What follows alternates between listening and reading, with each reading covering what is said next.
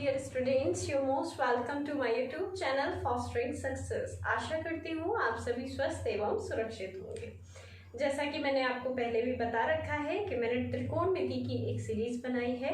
आप में से कई स्टूडेंट्स को जो मैंने अपनी ऑफलाइन क्लासेस में देखा है कि उन्हें त्रिकोणमिति को लेके फोबिया रहता है, मतलब त्रिकोणमिति है, हायर मैथ्स के कई टॉपिक्स हैं जैसे ज्योमेट्री, मेंसुरेशन, इस तरीके के। तो इसीलिए मैंने सीरीज बनाई है और मैं आगे भी इसको कंटिन्यू रखूंगी। और मैंने साथ ही साथ इसके अंकगणित का जो नंबर सिस्टम बहुत ही इंपॉर्टेंट पार्ट है उसको भी शुरू किया है और उसी की सीरीज में आज का मेरा ये 3rd लेक्चर है।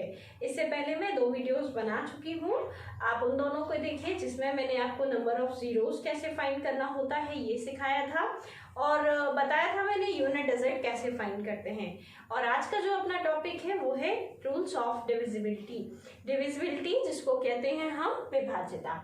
रूल्स ऑफ डिविजिबिलिटी यानी हम विभाज्यता के नियमों को देखेंगे। विभाज्यता की बात करें, डिविजिबिलिटी की बात करें तो वास्तव में ये खुद में तो टॉपिक है, इसके साथ साथ ये कोई भी टॉपिक हो अर्थमेटिक का वहां पे अपने क्वेश्चंस को बहुत ज्यादा आसान बनाता है। क्या होता है कि यदि आपको डिविजिबिलिटी के नियम पता है तो आप क्या करेंगे कि आपको पूरा सवाल सॉल्व करने की जरूरत नहीं होती। कई बार आप सीधे सीधे केवल और केवल ऑप्शन की मदद से अपना आंसर मार्क कर सकते हैं। और हमारे एग्जामिनेशन में भी कई बार जो हमारे एग्जामिनर होते हैं वो ऐसे ही क्वेश्चन रखते हैं जो काफी सॉल्व करने पे काफी लेंथी होंगे, और जबकि डिविजिबिलिटी के तरीके से देखा जाए तो उनको with in a few seconds आप सॉल्व कर सकते हैं। तो इसीलिए आपको इस टॉपिक का जो वेटेज है वो अच्छा खासा मान के चलना है।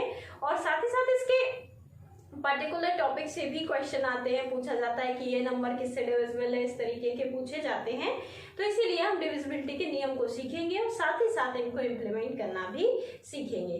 तो चलिए शुरू करते हैं। हम जानते हैं हमारे गणित में जो संख्याएं होती हैं 0 से लेके 9 तक की होती हैं, इन्हीं से सारी संख्याएं बनी होती हैं। इन्हीं के बारे में हम इन्हीं के लिए जो नियम होंगे उन सबको डिस्कस करेंगे। अच्छा, अब ये जो टर्म है डिविजिबिलिटी, इससे आप क्या समझते हैं, क्या होती है डिविजिबिलिटी? देखो, डिविजिबिलिटी जिसको भाज्यता या कई जगह विभाज्यता भी कहा जाता है। जैसे मैंने कहा कोई नंबर है 12 में आप देखेंगे 1 से भाग जाएगा, 2 से भाग जाएगा, 3 से भाग जाएगा, 4 से भाग जाएगा, 6 से भाग जाएगा और खुद 12 से तो जाएगा ही जाएगा। तो आप कह देंगे जो 12 है वो डिविजिबल है किससे? 1 से, 2 से, 3 से, 4 से, 6 से। ऐसे मैंने कहा कोई नंबर है 22 डिविजिबल है कंप्लीटली। 11 से रिमाइंडर आ रहा है, रिमाइंडर कुछ भी नहीं आ रहा है, यानी शेषफल कुछ भी नहीं आ रहा, तो हम कहेंगे 22 डिविजिबल है किससे? 11 से। तो यही नियमों को हमें पढ़ना है। तो चलिए शुरुआत करते हैं। सबसे पहले शुरुआत करते हैं शून्य की। बात कर रहे हैं हम सबसे पहले शून्य की विभाज्यता की। इंग्लिश में लिखा है, मैं हिंदी में समझा दूंगी आपको। लिखा है डिविजिबिलिटी बाय जीरो की विभाज्यता क्या कहती है? 0 is divisible bye all numbers. जो शून्य है वो सारी संख्याओं द्वारा विभाजित होता है, बट लिखा है एक्सेप्ट 0, शून्य में शून्य का भाग नहीं जाता है। शून्य बाकी सारी संख्याओं से डिविजिबल होता है, but no number is divisible by 0, जबकि किसी भी संख्या में शून्य का भाग नहीं जाता है। अब मैं आपको ये पूरा अच्छे से विद एग्जाम्पल समझाती हूँ। जैसे कोई नंबर लिया मैंने 0, ठीक है। 0 में अगर हम 7 से भाग देंगे, मैं 3 कंडीशन बताती हूँ यहाँ। पहली कंडीशन, जनरली मैंने देखा है स्टूडेंट्स कंफ्यूज रहते हैं। सेकंड कंडीशन, 7 में 0 से भाग दिया। और जो थर्ड कंडीशन है वो किस बारे में है कि 0 में 0 से भाग दिया। अब बताओ भाई, ये सब तो ठीक है, आप समझ जाते हैं। अगर 0 में 0 से भाग देंगे तो क्या आएगा? 1 आ जाएगा। क्या अभी तक तो सारी संख्याओं का भाग देते हैं तो 1 आता है? बिल्कुल भी नहीं है ऐसा। यही चीजें हमें बारीकी से समझनी है। कहने को तो डिविजिबिलिटी हमें सबको पता होती है थोड़ी बहुत, पर जो थोड़ा नॉलेज है वही आपके एग्जाम में काम आएगी, ठीक है। तो देखिए, जब हम भाग देंगे 0 में 7 का, तो अपना जो आंसर आएगा वो क्या आएगा? 0। ऐसा होता क्यों है मैं आपको बेसिक से समझाती हूँ, यहाँ पे समझिएगा, ठीक है। जैसे कोई नंबर लिया मैंने 12 में भाग दिया 4 से, तो कितनी बार जाएगा? 3 बार, ठीक है। अब मैंने कोई नंबर लिया 6 में 3 से भाग दिया, कितना आया? 2।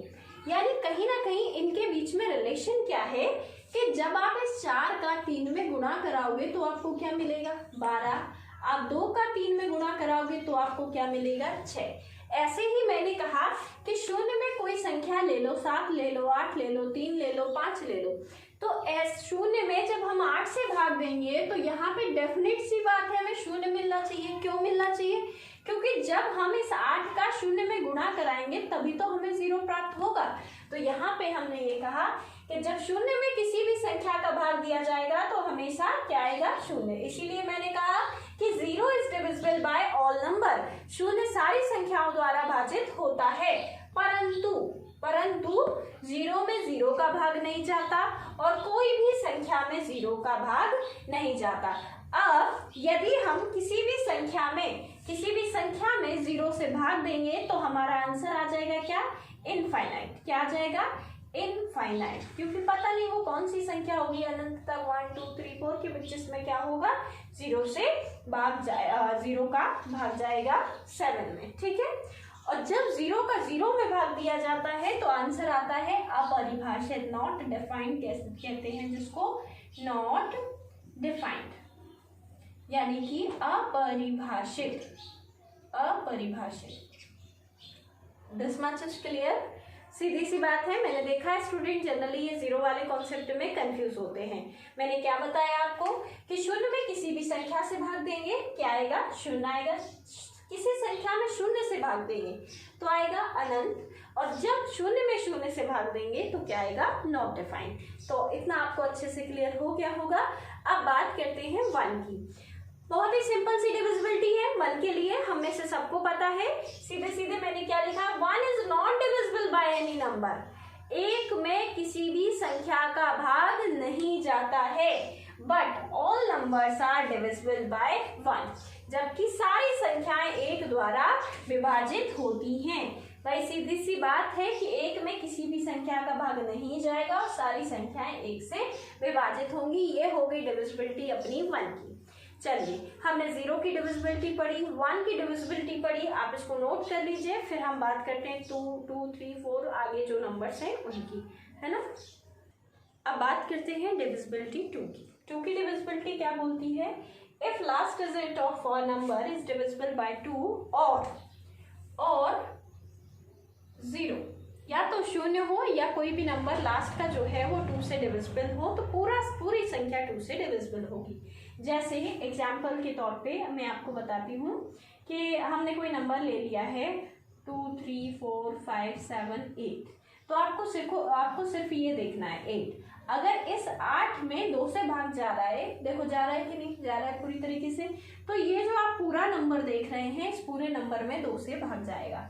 या फिर कोई नंबर इस तरीके से लिखा है 3 2 5 7 8 9 0, वास्तव में जो 0 होता है इसको भी सम संख्या के जैसे आंका जाता है, इसीलिए ये होता है कि लास्ट में अब 0 है तो आप ये 0 देखते ही बोल देंगे कि भाई हमें भाग देने की जरूरत नहीं है, ये पूरा नंबर 2 से डिविजिबल है, आपको भाग देने की आवश्यकता कतई भी नहीं है।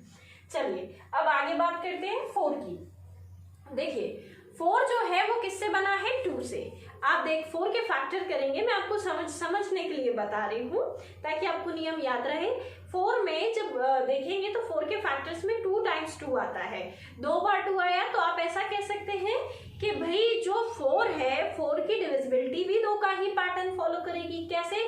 2 ने बोला कि लास्ट का कोई डिजिट 2 से डिविजिबल हो, तो 4 क्या बोलेगा लास्ट के 2 डिजिट्स, लास्ट के 2 डिजिट्स 4 से कैसे हो डिविजिबल। वही लिखा है मैंने, if last 2 digits of a number is divisible bye 4 और 2 बार 0 आ जाए या फिर 2 बार 0 हो तो वो संख्या 4 से विभाज्य होगी। कैसे? कोई एग्जाम्पल मैंने ले लिया, मैंने कहा 7 8 3 9 2 1 4 6, ठीक है, ये कोई नंबर लिखा है। अब आपको क्या चेक करना है, लास्ट की कितनी डिजिट 2 डिजिट, क्या ये 2 डिजिट देखो 4 और 6, क्या ये डिजिट्स 4 से डिविजिबल है? नहीं है भाई, नहीं है, तो आप कह देंगे ये संख्या 4 से विभाज्य नहीं होगी। क्या ये संख्या 2 से विभाज्य है? बिल्कुल है, क्योंकि इसकी लास्ट डिजिट क्या है 6 में 2 से भाग जाता है। एक और एग्जांपल ले लेते हैं, जैसे मैंने कहा 7 3 5 8 2 8, ये कोई नंबर लिया तो हमने किसको चेक किया, लास्ट की 2 से 2 डिजिट, 2 डिजिट क्या है 28, 28 जो है वो 4 से डिविजिबल है, तो हम कह देंगे ये नंबर में 4 से भाग जाएगा। या फिर संख्या के आखिरी में कितने शून्य हो, 2 शून्य हो, तो भी ऐसा कहा जा सकता है। चलिए अब बात करते हैं इसी से बनी, 2 से ही बनी अगली संख्या जो क्या है 8 है। भाई देखो 2 ने बोला लास्ट का 1 डिजिट चेक करो, 4 ने बोला लास्ट के 2 डिजिट चेक करो। 8 में तो कितनी बार आता है, 3 बार, 2 इंटू 2 इंटू 2, तो 8 क्या बोलेगा कि लास्ट के कितने डिजिट्स चेक करने चाहिए हमें, 3 डिजिट्स। तो हम ये कहेंगे if last 3 digits of a number is divisible bye 8, यदि किसी भी संख्या के लास्ट के 3 डिजिट्स 8 से डिविजिबल है तो वो पूरी संख्या 8 से डिविजिबल होगी। चलिए एग्जाम्पल के लिए कोई भी नंबर ले लेते हैं, जैसे मैंने लिखा है कोई भी एग्जाम्पल, आप मुझे बताइए क्या ये नंबर डिविजिबल होगा 8 से। 7 3 2 4 9 8 3 2, ये कोई नंबर ले लिया मैंने, है ना। तो आपको क्या चेक करना है, पूरी संख्या में 8 से भाग देने की आवश्यकता नहीं, आप लास्ट के 3 डिजिट देखेंगे। 3 डिजिट क्या है 832, 8 एकम 8, 800 को 32 भाग जा रहा है, तो आप कह देंगे ये नंबर 8 से डिविजिबल है। या फिर कह सकते हैं शून्य आ जाए, कितने 3, लास्ट में जो 3 डिजिट्स है वो या तो शून्य हो 3 या फिर 8 से डिविजिबल हो।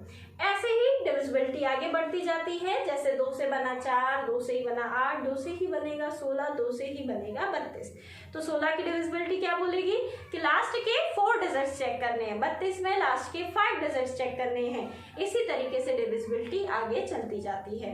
मैंने आपको नियम बनाना बताया है, सिर्फ 2 की डिविजिबिलिटी मैंने आपको बताई, उसी से जुड़ी हुई आगे की 4 से 5 डिविजिबिलिटी के जो नियम है वो आपको बताए हैं। आपको इनको समझना है, प्रैक्टिस में लाना है। अब हम बात करते हैं अगली संख्या 3 की, आप इसको नोट कर लीजिए।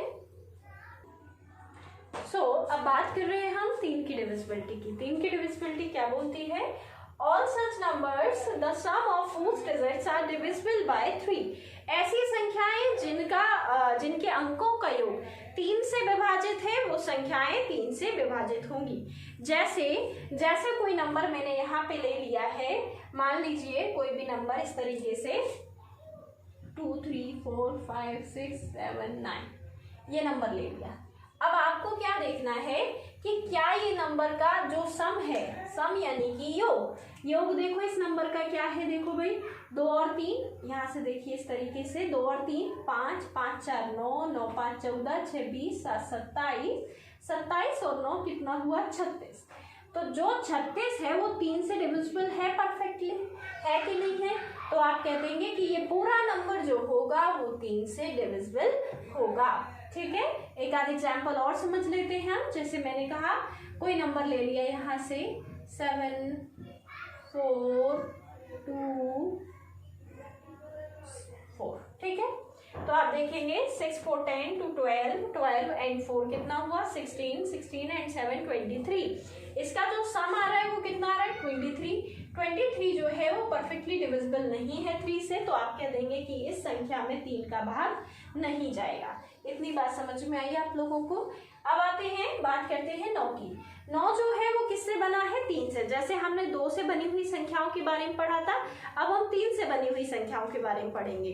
तो 9 के लिए भी 3 जैसा ही नियम होगा। 9 का नियम कहता है all such numbers the sum of whose digits are divisible by 9, ऐसी सभी संख्याएं 9 से विभाजित होंगी जिनके अंकों का योग 9 से विभाजित होगा। चलिए एक आध अंक चेक कर लेते हैं। जैसे मैंने कहा 7 0 2 4 3 6 5 9, ये कोई नंबर लिया मैंने। अब आप बताओ इसके अंकों का योग कितना हो रहा है। देखो भाई 7 2 9 4 13, 13 3 16, 16 6 22, 5 27 और 9 36, कितना आ रहा है 36। 36 जो है वो 9 से डिविजिबल है, तो आप कह देंगे कि ये नंबर परफेक्टली 9 से डिविजिबल होगा। अच्छा, ये बड़ी सी संख्या में आपको ऐसे जोड़ने की आवश्यकता नहीं थी। आप क्या करते कि जैसे आपने कहा 7 2 9, ये यहाँ तक तो डिविजिबल है, इसको हटा दो, अब आगे लेके नहीं चलो। 4 3 7, 7 और 6 13, 13 में से 9 देखो इतना यहाँ तक डिविजिबल हो गया, ये 9 भी डिविजिबल है, बाकी का बचा 5 4 9, ये भी डिविजिबल है, 6 3 9, ये भी डिविजिबल है। तो बात खत्म हो गई थी। आप कहते पूरा नंबर 9 से डिविजिबल है। आपको सारी संख्याओं को बड़ी सी डिजिट्स में जोड़ने की आवश्यकता बिल्कुल भी नहीं थी। अब हम बात कर रहे हैं 6 की। जो 6 है, अभी हमने पढ़ा 4 2 से बना, 4 में 2 2 टाइम्स आया, 8 में 2 3 टाइम्स आया, 9 में 3 आया, तो ऐसे इनके नियम बनते गए। अब बात करें 6 की, तो 6 जो बनता है वो 2 और 3 से, यानी ये दोनों प्राइम फैक्टर्स होते हैं 6 के, ठीक है। तो 6 जो बना है वो किससे बना है अपना, 2 से और 3 से। तो हम ये कहेंगे कि 6 की डिविजिबिलिटी कहेगी कि हर वो संख्या 6 से डिविजिबल होगी जिसमें 2 का भी भाग जाता हो और 3 का भी। If a number simultaneously divisible by 2 and 3 both, है ना, किसी भी संख्या में जिसमें 2 और 3 दोनों का भाग जाएगा उसमें 6 का भाग जाएगा। ऐसा नहीं है कि 2 का भाग चला गया, 3 का नहीं जा रहा तो 6 का चला जाएगा, ऐसा पॉसिबल नहीं है। चलिए एक एग्जाम्पल की मदद से हम इसको समझ लेते हैं। जैसे मैंने कोई नंबर दिया, यहाँ से देखिएगा, मैंने नंबर दिया 2 0 4 6 7 4, ये नंबर दिया। मैंने आपसे पूछा बताइए क्या ये संख्या 6 से विभाजित है, तो आपने इसका आखिरी का डिजिट देखा 4। आपने 4 को देख के बोला कि मैम 2 से तो डिविजिबल होगा ही, आखिरी का डिजिट है। अच्छा, अब इसका सम अगर 3 से डिविजिबल होगा तो ये संख्या 6 से हो जाएगी। हमने कहा ये नंबर 2 से डिविजिबल है, तो भाई 6 से देख लेते, 3 से देख लेते हैं। 2 और 4 6, 3 का भाग जा रहा है, 6 में जा रहा है, 7 4 11 भाग नहीं जा रहा। ये संख्या के अंकों का जो योग हुआ वो कितना हुआ, 2 4 6 6 12 7 19, 19 और 4 कितना हुआ 23। जो 23 है वो 3 से विभाजित नहीं है। तो भाई जब इसमें 3 का भाग नहीं जा रहा है तो अकेले 2 का भाग जाने का कोई मतलब नहीं, तो हम कह देंगे इस संख्या में 6 से भाग नहीं जाएगा। ये बात आपको समझ में आ गई होगी। ऐसे ही इनके आगे के नियम बनते जाते हैं। जैसे मैं यहाँ पे आपको बताती हूँ, देखिए जैसे मैंने कहा 18, तो 18 के ऐसे फैक्टर करने हैं आपको जो प्राइम हो, जिनमें आपस में कुछ भी कॉमन ना हो सिवाय 1 के। तो आप कहेंगे कि वैसे तो देखो बोला जाए तो 18 के 6 और 3 भी हुए फैक्टर, 9 और 2 भी हुए, ठीक है, इस तरीके से हुए कि नहीं। तो आपको इसमें सिर्फ किसको फॉलो करना है, 9 और 2 को, 6 और 3 को नहीं करना है, क्योंकि इसमें आपस में 3 कॉमन है। ऐसे फैक्टर करने हैं जिनका HCF क्या हो, 1 हो, जिसको कह सकते हैं प्राइम फैक्टर्स हो। तो हमने कहा 18 के जो फैक्टर हुए वो प्राइम फैक्टर्स क्या हुए, 9 और 2। तो 18 की डिविजिबिलिटी क्या बोलेगी, हर वो संख्या 18 से डिविजिबल होगी जिसमें 9 का भी भाग जाता हो और 2 का भी भाग जाता हो, ठीक है। अगर इनका भाग नहीं जा रहा तो डिविजिबल नहीं होगी। ऐसे ही मैंने बोल दिया, मान लो मैंने आपसे कह दिया 36, तो 36 में आप क्या देखेंगे, 9 और 4 की डिविजिबिलिटी। भाई 9 और 4 प्राइम फैक्टर्स हैं, देख लेंगे, है ना। ऐसे आगे आगे धीरे धीरे नियम बनते जाते हैं। चलिए हमने अभी तक इनकी बात की, अब हम बात करते हैं, हमने 2 की बात की, 3 की बात की, 4 की बात की, अब हम बात करेंगे 5 की डिविजिबिलिटी की। आई होप आपको इतना समझ में आ गया होगा। आप इसको नोट कर लीजिए और हम आगे प्रोसीड करते हैं। अब बात करते हैं हम 5 की। 5 के लिए हमने देखा if last digit of number is divisible bye 5। अच्छा, कोई भी संख्या 5 से डिविजिबल तभी हो सकती है या तो 0 हो या फिर 5 हो। जैसे कोई नंबर मैंने लिया 7 3 2 9 5, आपने देखा आखिरी में 5 है, तो आप कह देंगे ये संख्या 5 से डिविजिबल होगी। या फिर कोई नंबर ले लिया मैंने 8 3 7 8 9 0, आपने 0 देखा तो आप कह देंगे ये 5 से डिविजिबल होगा। अच्छा, 5 से होगा, देखिए अभी तो हम 5 की डिविजिबिलिटी पढ़ रहे हैं, तो हमने कहा 5 से डिविजिबल होगा। 0 है, हमने ये नियम 2 की डिविजिबिलिटी में भी पढ़ा था, तो जो नंबर 2 और 5 दोनों से है वो किससे होगा, 10 से भी डिविजिबल होगा। कह सकते हैं कि नहीं कह सकते, है ना। और ऐसा नहीं कि सिर्फ इन्हीं 3 नंबर से ये नंबर डिविजिबल है, और भी कई संख्याओं से डिविजिबल हो सकता है। अब बात करते हैं 25 की। 25 में जो 5 आया वो 2 टाइम्स आया। 25 क्या बोलेगा कि 5 ने कहा लास्ट की 1 डिजिट चेक करो, 25 क्या बोलेगा, लास्ट की 2 डिजिट चेक करनी है हमें, कि लास्ट के 2 डिजिट्स अगर 25 से डिविजिबल है तो वो पूरा नंबर 25 से डिविजिबल होगा।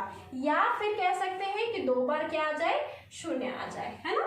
जैसे मैंने कहा 3 4 7 8 9 5 7 3 2 100, इस बड़ी सी संख्या में आपका फोकस सिर्फ किस पे होना चाहिए, लास्ट की 2 डिजिट्स पे, क्योंकि आपको 25 की डिविजिबिलिटी चेक करनी है।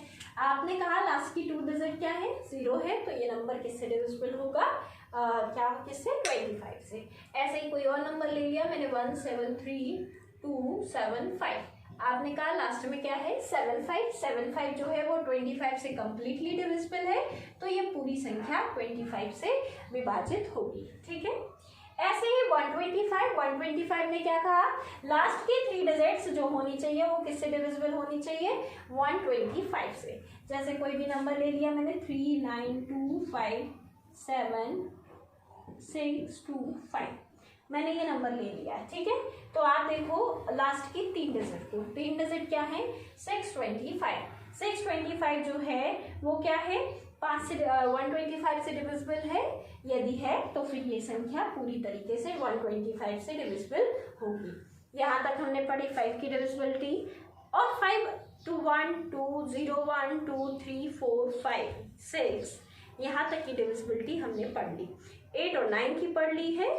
अब हम 7 और 11 की डिविजिबिलिटी पढ़ते हैं। इसके अलावा एक जो कॉमन रूल है उसको भी देखते हैं, आप इतना नोट कर लीजिए।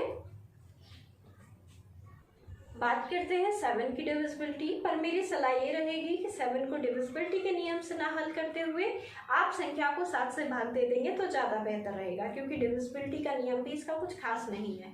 स्टिल मैं आपको बता दे रही हूँ, यदि आपको सही लगे तो आप फॉलो कर सकते हैं।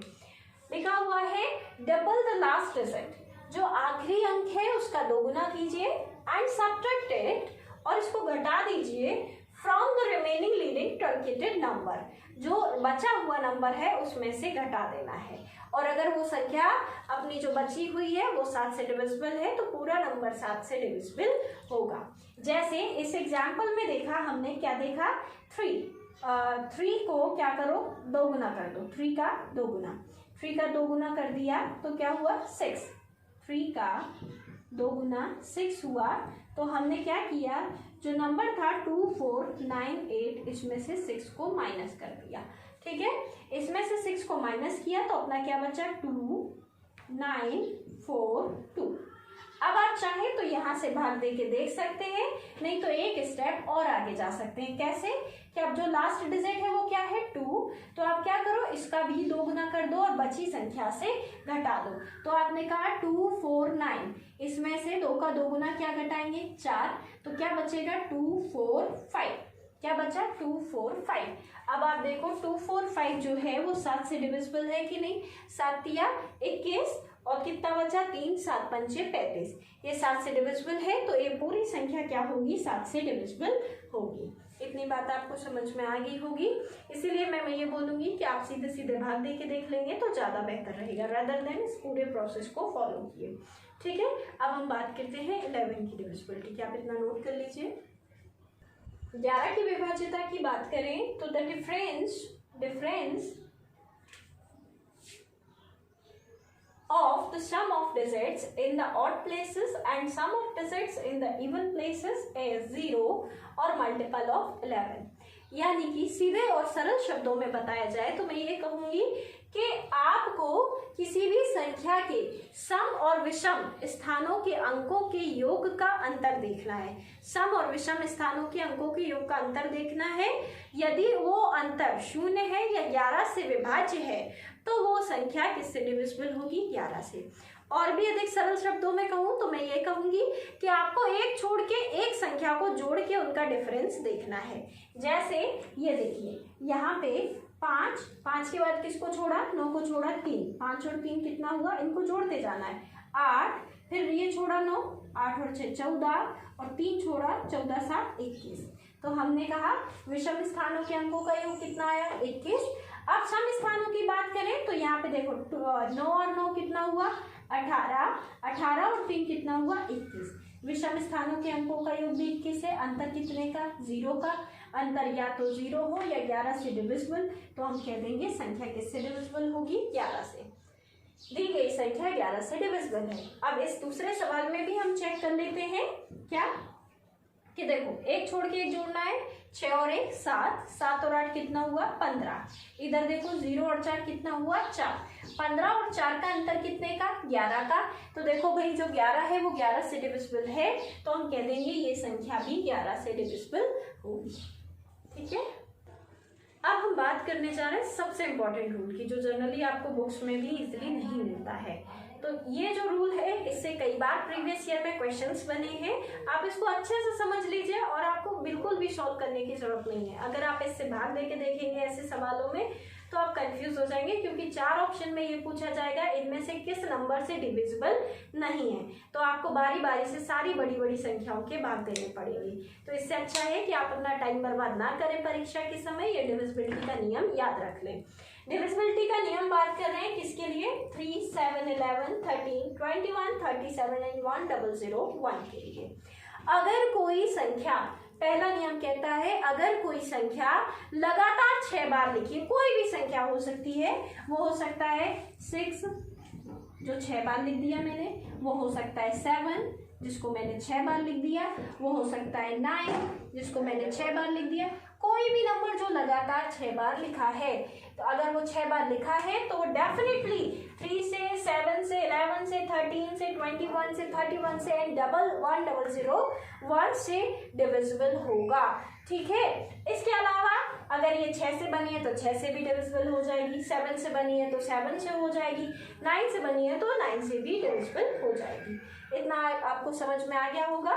इसी के लिए सेकंड पॉइंट और है, अगर कोई 6 डिजिट का नंबर, 6 अंकों की संख्या जो फॉर्म की गई है 3 डिजिट के रेपिटेशन से, 3 डिजिट्स के रेपिटेशन से बनाई गई है, वो संख्या भी इन सारी दी गई संख्याओं से विभाजित होगी।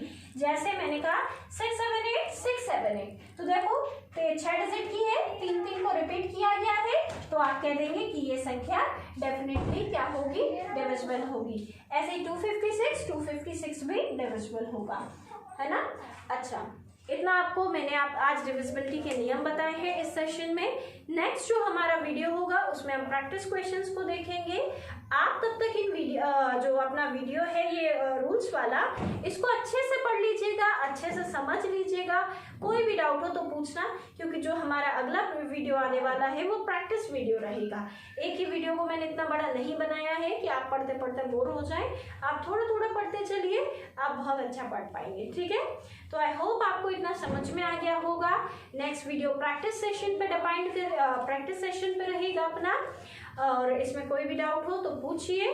सो if you like my channel then like it, subscribe it, share it. Thank you.